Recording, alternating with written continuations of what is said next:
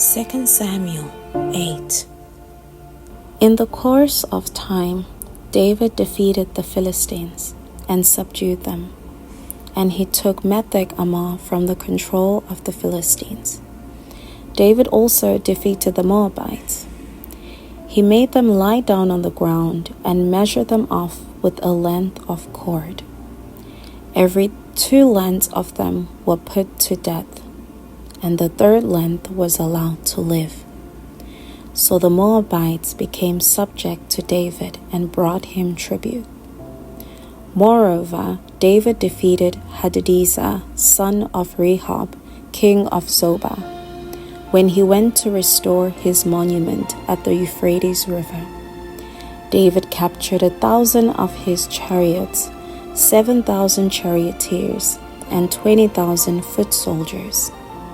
He hamstrung all but 100 of the chariot horses. When the Arameans of Damascus came to help Hadadezer, king of Zobah, David struck down 22,000 of them. He put garrisons in the Aramean kingdom of Damascus, and the Arameans became subject to him and brought tribute. The Lord gave David victory wherever he went. David took the gold shields that belonged to the officers of Hadadezer and brought them to Jerusalem. From Tebah and Berothai, towns that belonged to Hadadezer, King David took a great quantity of bronze. When Tou, king of Hamath, heard that David had defeated the entire army of Hadadezer, he sent his son Joram to King David to greet him and congratulate him on his victory in battle over Hadadezer, who had been at war with Tou. Joram brought with him articles of silver, of gold, and of bronze. King David dedicated these articles to the Lord, as he had done with the silver and gold from all the nations he had subdued: Edom and Moab, the Ammonites and the Philistines, and Amalek.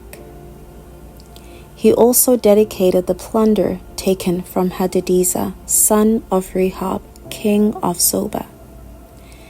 And David became famous after he returned from striking down 18,000 Edomites in the valley of Salt. He put garrisons throughout Edom, and all the Edomites became subject to David. The Lord gave David victory wherever he went.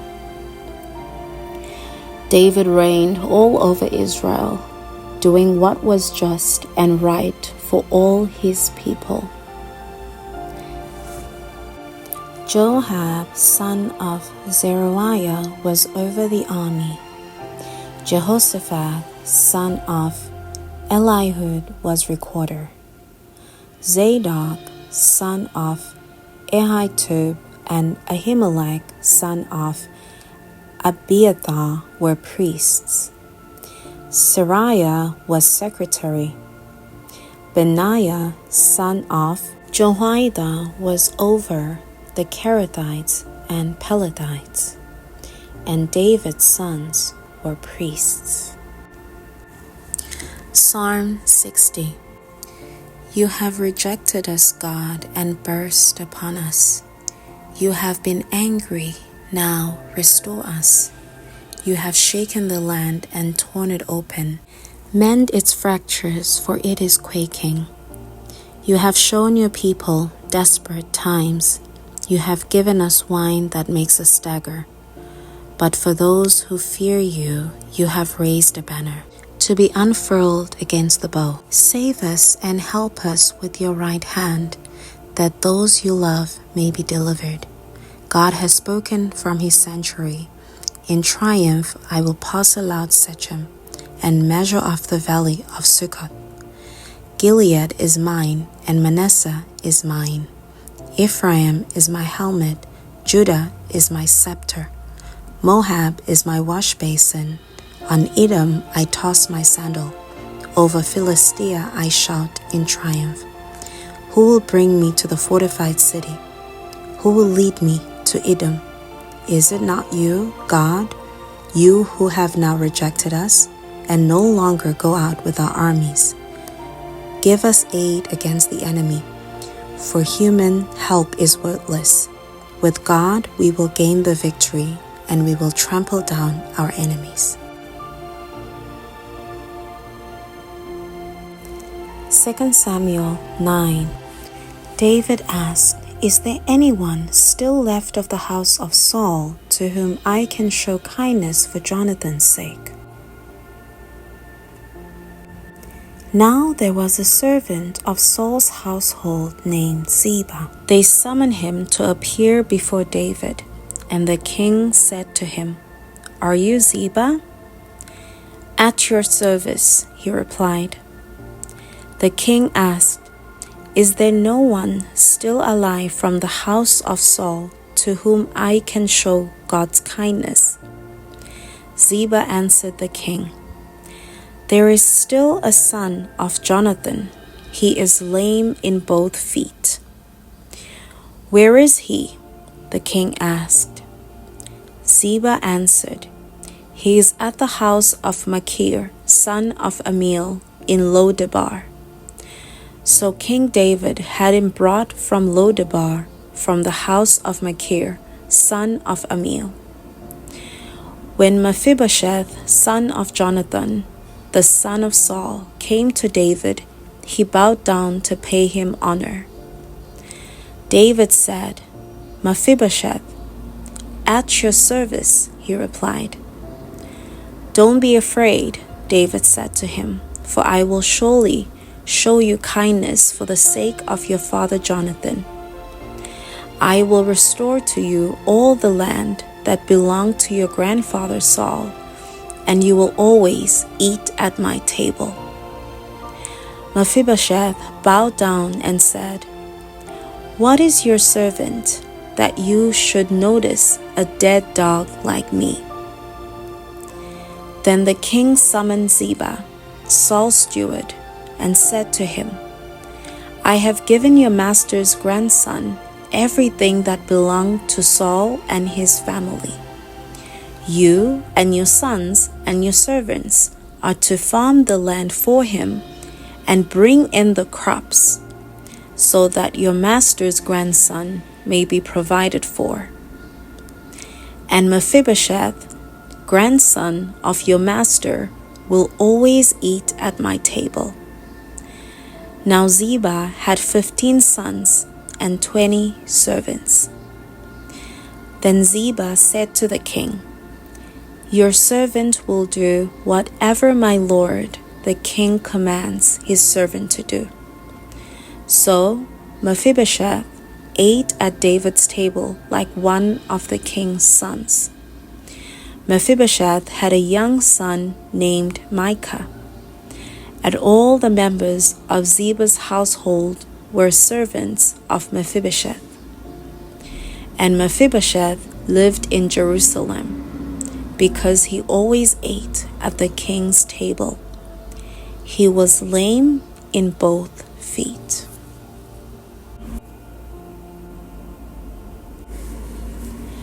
In the course of time, the king of the Ammonites died, and his son Hanun succeeded him as king.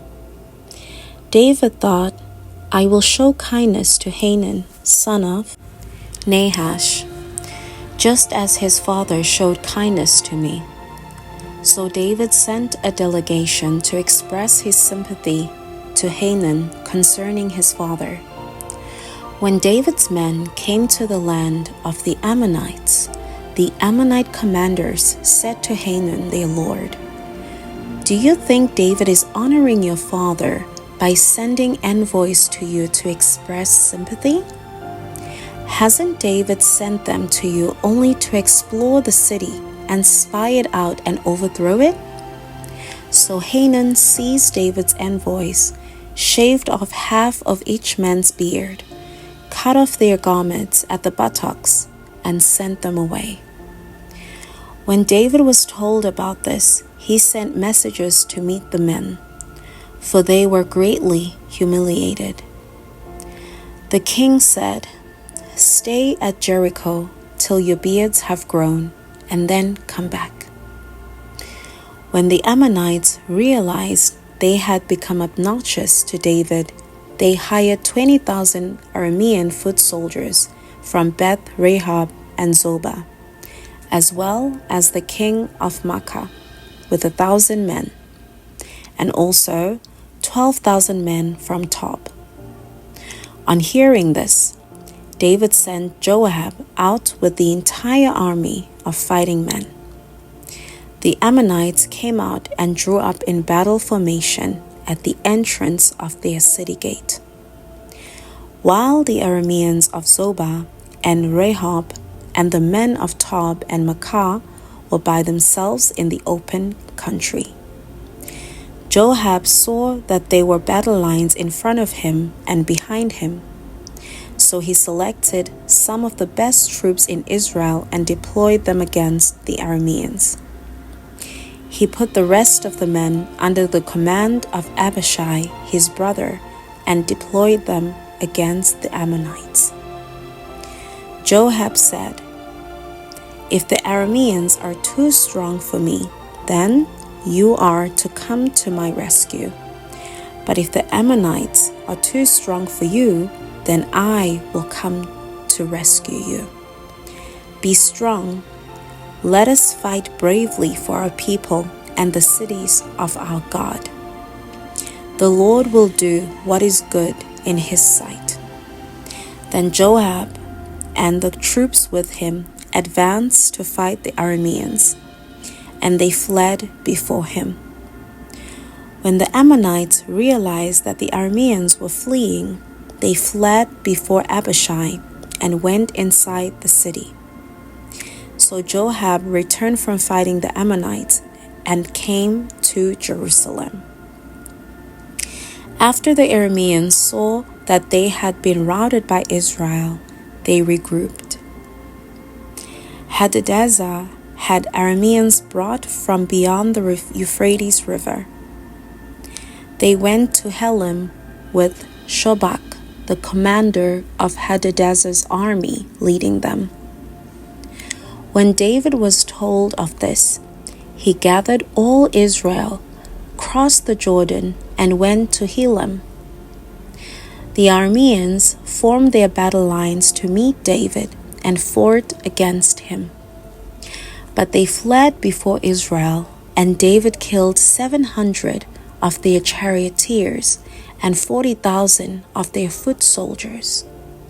He also struck down Shobak, the commander of their army, and he died there.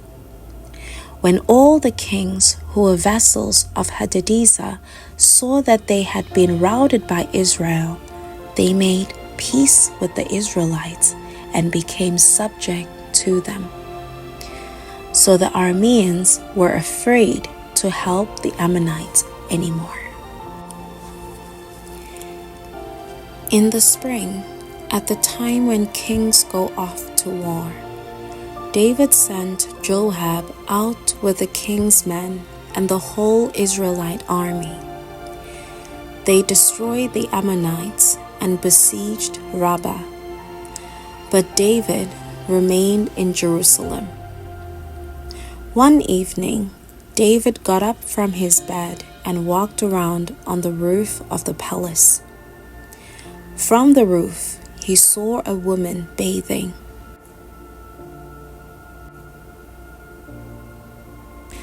The woman was very beautiful, and David sent someone to find out about her. The man said, "She is Bathsheba, the daughter of Eliam, and the wife of Uriah the Hittite." Then David sent messengers to get her.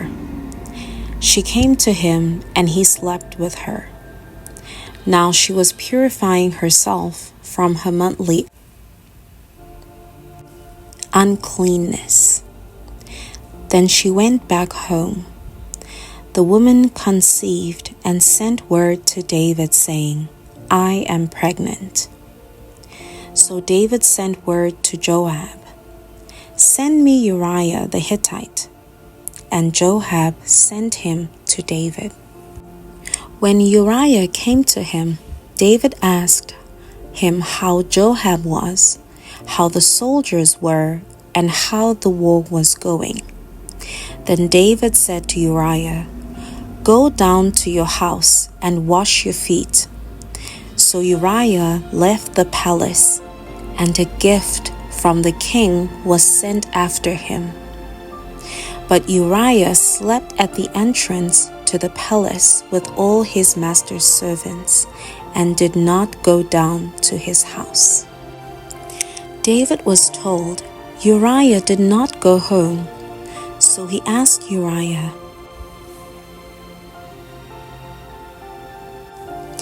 "Haven't you just come from a military campaign? Why didn't you go home?" Uriah said to David, "The ark and Israel and Judah are staying in tents, and my commander Joab and my Lord's men are camped in the open country. How could I go to my house to eat and drink and make love to my wife? As surely as you live, I will not do such a thing." Then David said to him, "Stay here one more day, and tomorrow I will send you back." So Uriah remained in Jerusalem that day and the next. At David's invitation, he ate and drank with him, and David made him drunk. But in the evening, Uriah went out to sleep on his mat among the master's servants. He did not go home. In the morning, David wrote a letter to Joab and sent it with Uriah. In it he wrote, "Put Uriah out in the front where the fighting is fiercest. Then withdraw from him so he will be struck down and die." So while Joab had the city under siege, he put Uriah at a place where he knew the strongest defenders were. When the men of the city came out and fought against Joab, some of the men in David's army fell. Moreover, Uriah the Hittite died. Joab sent David a full account of the battle. He instructed the messenger, "When you have finished giving the king this account of the battle, the king's anger may flare up, and he may ask you, 'Why did you get so close to the city to fight? Didn't you know they would shoot arrows from the wall? Who killed Abimelech, son of Jerubbaal? Didn't a woman drop an upper millstone on him from the wall, so that he died in Thebez? Why did you get so close to the wall?' If he asks you this, then say to him, 'Moreover, your servant Uriah the Hittite is dead.'" The messenger set out, and when he arrived, he told David everything Joab had sent him to say. The messenger said to David, "The men overpowered us and came out against us in the open, but we drove them back to the entrance of the city gate. Then the archers shot arrows at your servant from the wall, and some of the king's men died. Moreover, your servant Uriah the Hittite is dead." David told the messenger, "Say this to Joab, 'Don't let this upset you. The sword devours one as well as another. Press the attack against the city and destroy it.' Say this to encourage Joab." When Uriah's wife heard that her husband was dead, she mourned for him. After the time of mourning was over, David had her brought to his house, and she became his wife and bore him a son. But the thing David had done displeased the Lord. 2 Samuel 12. Nathan rebukes David. The Lord sent Nathan to David. When he came to him, he said, "There were two men in a certain town, one rich and the other poor. The rich man had a very large number of sheep and cattle, but the poor man had nothing except one little ewe lamb he had bought. He raised it, and it grew up with him and his children. It shared his food, drank from his cup, and even slept in his arms. It was like a daughter to him. Now a traveler came to the rich man, but the rich man refrained from taking one of his own sheep or cattle to prepare a meal for the traveler who had come to him. Instead, he took the ewe lamb that belonged to the poor man and prepared it for the one who had come to him. David burned with anger against the man and said to Nathan, 'As surely as the Lord lives, the man who did this must die. He must pay for that lamb 4 times over, because he did such a thing and had no pity.' Then Nathan said to David, 'You are that man. This is what the Lord, the God of Israel, says. I anointed you king over Israel, and I delivered you from the hand of Saul. I gave your master's house to you, and your master's wives into your arms. I gave you all Israel and Judah. And if all this had been too little, I would have given you even more. Why did you despise the word of the Lord by doing what is evil in his eyes? You struck down Uriah the Hittite with the sword and took his wife to be your own. You killed him with the sword of the Ammonites. Now therefore, the sword will never depart from your house, because you despised me and took the wife of Uriah the Hittite to be your own. This is what the Lord says. Out of your own household I am going to bring calamity on you. Before your very eyes I will take your wives and give them to one who is close to you, and he will sleep with your wives in broad daylight. You did it in secret, but I will do this thing in broad daylight before all Israel.' Then David said to Nathan, 'I have sinned against the Lord.' Nathan replied, 'The Lord has taken away your sin. You are not going to die. But because by doing this you have shown utter contempt for the Lord, the son born to you will die.'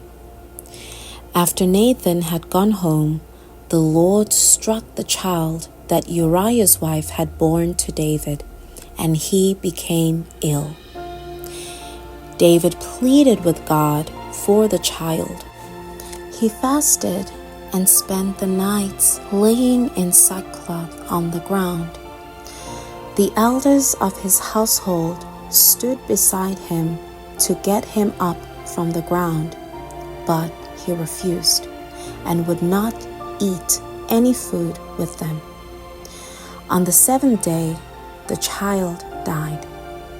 David's attendants were afraid to tell him that the child was dead, for they thought, while the child was still living, he wouldn't listen to us when we spoke to him.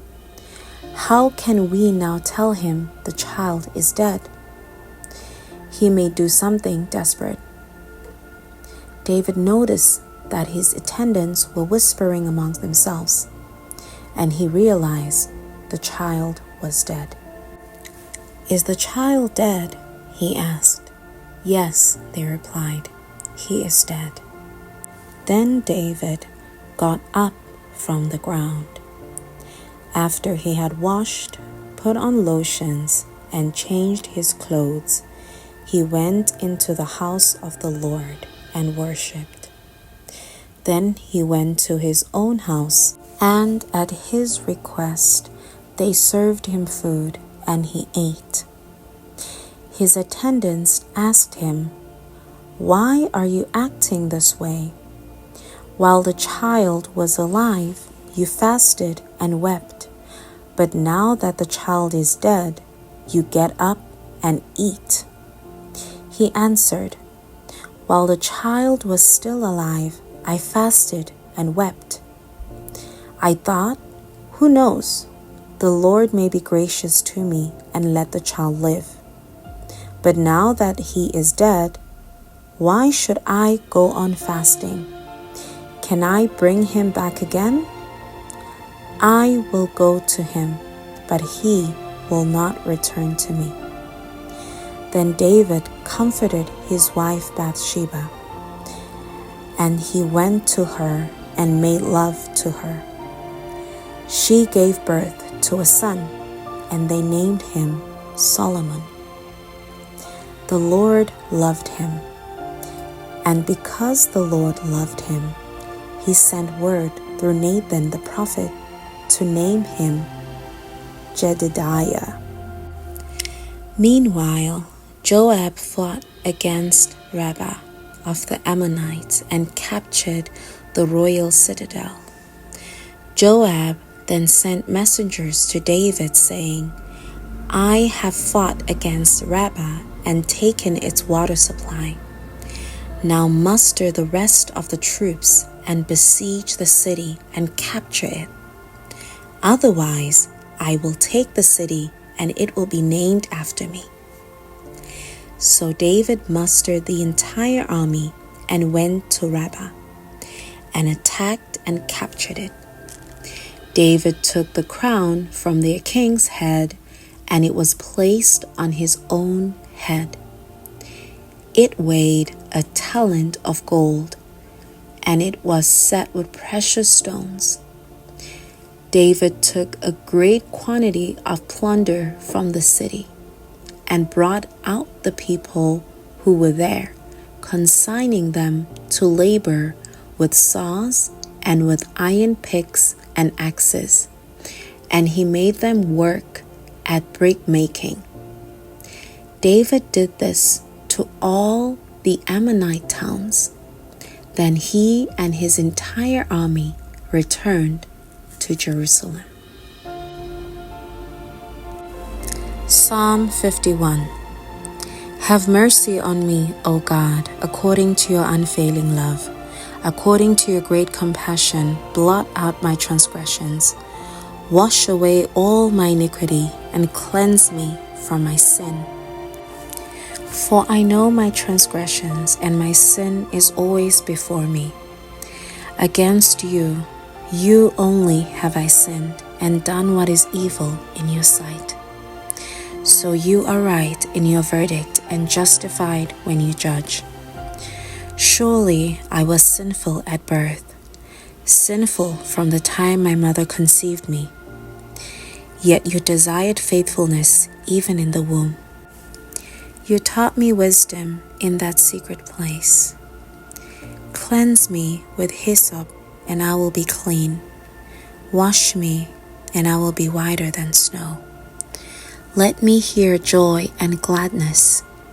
Let the bones you have crushed rejoice. Hide your face from my sins and blot out all my iniquity. Create in me a pure heart, O God, and renew a steadfast spirit within me. Do not cast me from your presence or take your Holy Spirit from me. Restore to me the joy of your salvation and grant me a willing spirit to sustain me. Then I will teach transgressors your ways, so that sinners will turn back to you. Deliver me from the guilt of bloodshed, O God, you who are God my Savior, and my tongue will sing of your righteousness. Open my lips, Lord, and my mouth will declare your praise. You do not delight in sacrifice, or I would bring it. You do not take pleasure in burnt offerings. My sacrifice, O God, is a broken spirit, a broken and contrite heart. You, God, will not despise. May it please you to prosper Zion, to build up the walls of Jerusalem. Then you will delight in the sacrifices of the righteous, in burnt offerings offered whole. Then bulls will be offered on your altar.